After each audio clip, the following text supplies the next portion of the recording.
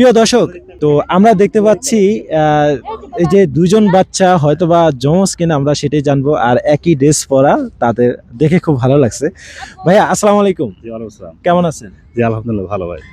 দুইটা কি আপনার মেয়ে না? হ্যাঁ দুইটা মেয়ে। ওরা কি জমজ বোন? না জমজ না, তো ওটা 1.5 বছরের ছোট বড়। বড় হলো উনি না? জি বড় বড়ি, ওর নাম হলো তোমার জান্নাতুল। নাম কি বাবা? তোমার নাম কি? বলো। জান্নাত। আচ্ছা তোমার নাম? কথা বলতে হয়তো উনি একটু কথা বলতে পারে না, আর উনি কথা বলছে। যাই হোক, তো আমি আসলে দেখে খুব ভালো লাগলো যে একই ড্রেস পরা, বয়সও কিন্তু আমার মনে হচ্ছে যে ওরা যমজ দুই বোন, আমার ওইটাই মনে হচ্ছে। যাই হোক, 1 বছরের বড় ছোট না, 1 বছর বড় ছোট। তো ভাইয়া কোথা থেকে আসছেন? আমি আসছি ভাই মোহাম্মদপুর থেকে। মোহাম্মদপুর থেকে? জি ও, তো এখানে আসেন আসেন কি মানে সবাই তো বৃষ্টিকে দেখার জন্যই আসে, আপনার কি বৃষ্টিকে দেখার জি জি আমরা আসলাম বৃষ্টিকে দেখার জন্য, কিন্তু বৃষ্টিকে মানে দেখাতে না দেখে এখন দাঁড়াচ্ছে অপেক্ষা করতেছে না দাদা। দর্শক, আপনারা চিন্তা করছেন যে বৃষ্টিকে দেখার জন্য সকালবেলা আসছে, এখনো বৃষ্টি দেখাই পায় নাই, সে ভিডিও নিয়ে ব্যস্ত। আসলে কি তার দেখা এখনো পান নাই? না এখনো পাই নাই ভাই।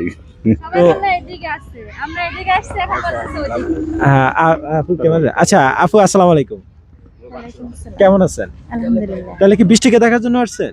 জি দেখা করতে এখনো পারেন নাই? না।